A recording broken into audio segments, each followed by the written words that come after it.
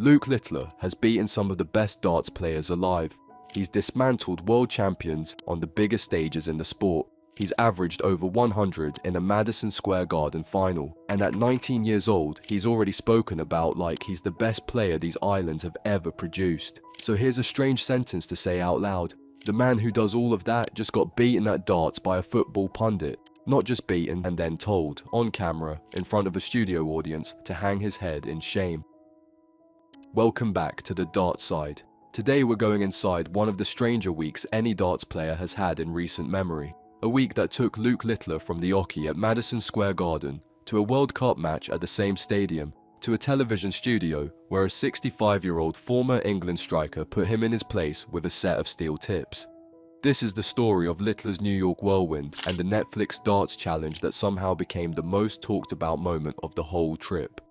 Let's set the scene properly, because context matters here, and Littler didn't arrive in New York for a laugh. He arrived for a title. The 2026 Bet 365 US Darts Masters was staged at the Infosys Theatre inside Madison Square Garden, one of the most famous arenas on the planet, and for the first time in the tournament's history, it pulled a sellout crowd of 5,000 fans, a US darts record.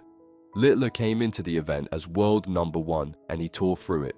He put Canada's Jim Long away 6-1, then beat James Wade 7-4 in the semi-final to book his place in a final against the one player who has consistently stood between him and total domination this year, Luke Humphries. If you've followed this rivalry, you already know it doesn't do quiet finals. Humphries came out of the blocks throwing lasers, averaging over 107 in the early exchanges and racing into a 4-1 lead.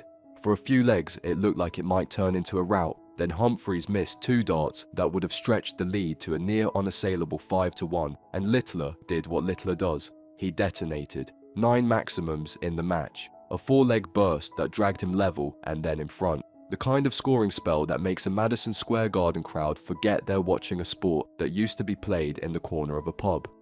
But Humphries is the reigning world number 2 for a reason. At 5'5", he produced what commentators called a clinical 72 checkout to stop the bleeding. The two players traded holds of throw down the stretch, and with the match locked at 7-7, Humphries closed it out with an 11-dart leg to win the final 8-7. It made him the first player in the tournament's history to win back-to-back US Darts Masters titles, finishing with a 104 average in a final that will get replayed for years. For Littler, it was agonizingly close. A maiden US Masters title that slipped away in the very last leg. That result alone would have been enough content for 1 week.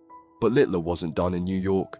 In the days around the tournament, he also popped up at the World Cup itself, watching England beat Panama 2-0. Because as it turns out, 2026 has basically turned Littler into darts' answer to a roaming celebrity fan, showing up ringside, courtside, and pitchside depending on the day. And it's that overlap between the World Cup and the darts that sets up the moment we're really here to talk about. Netflix, as part of its World Cup coverage, had been airing a nightly version of The Rest is Football, the hugely popular football podcast turned television show fronted by Gary Lineker, Alan Shearer, and Micah Richards. Broadcasting from New York during the tournament, the show had built in a recurring bit, a speed darts challenge where guests from the football and sporting world would step up and throw for a score, with the leaderboard being kept across the run of episodes. It's the kind of low-stakes, high-banter segment that television loves because it takes people who are elite at one thing and puts them in front of a dartboard where anything can happen. And on the night Littler was invited into the studio, anything did happen, just not in the direction anyone expected. Picture it. You're the reigning world number 1 in darts. You've just come off a Madison Square Garden final in front of 5,000 people, and you're invited onto a football show to do a party piece darts challenge, presumably assuming this is the easiest television appearance of your career.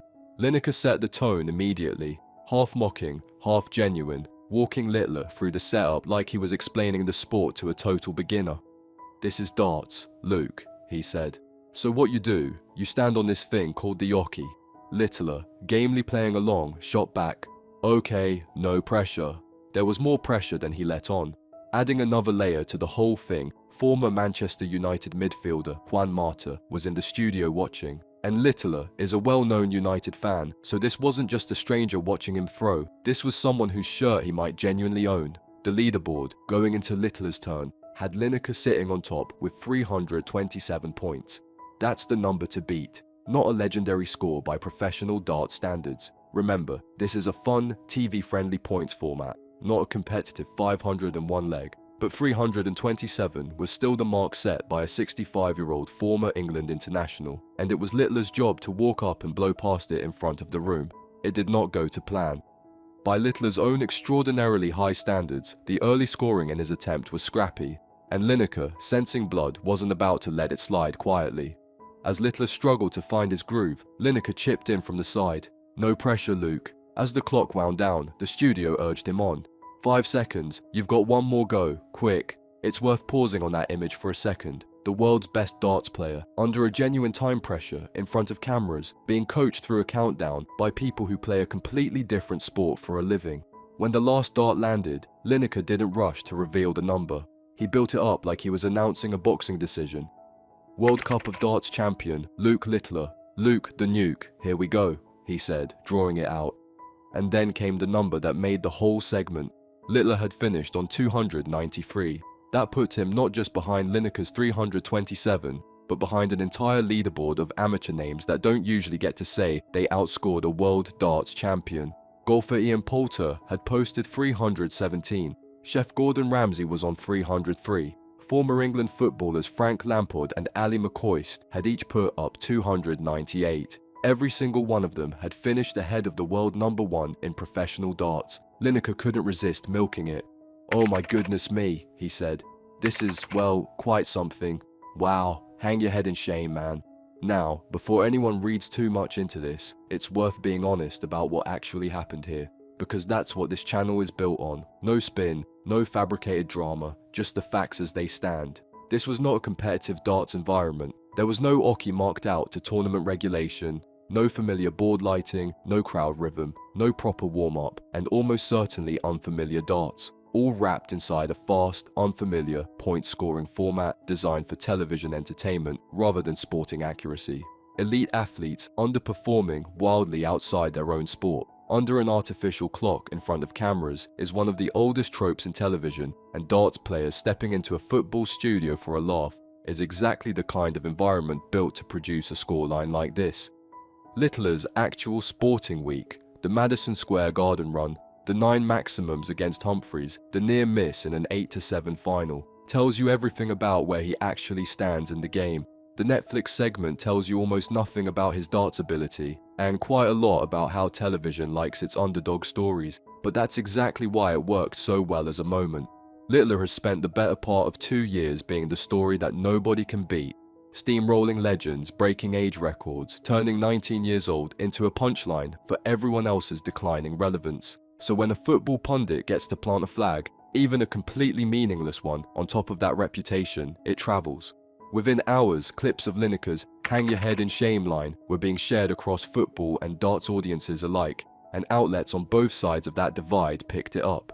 It's a reminder that in the modern sports media landscape, a light-hearted 30-second segment on a football show can generate more conversation than an actual world-class darts final, even one as good as Humphries versus Littler turned out to be. So here's the real story of Luke Littler's New York week, put together properly. A genuine title chase at Madison Square Garden that came down to the very last leg of an 8-7 final against the one rival built to match him. A watching brief at the World Cup on the same trip, taking in England's win over Panama. And then, almost as an afterthought, 30 seconds in front of a football camera crew that will probably outlive the memory of the final itself in casual conversation. Because losing a title decider is sport, but losing a party piece darts challenge to Gary Lineker is a story everyone gets to enjoy. If you're new here, this is the Dart Side, where we dig past the headlines and tell you what actually happened. No exaggeration, no invented drama, just the story as it played out. Subscribe if you want the next one, and let us know in the comments. Was Littler just having an off night, or does Gary Lineker deserve some genuine credit for that 327? See you next time.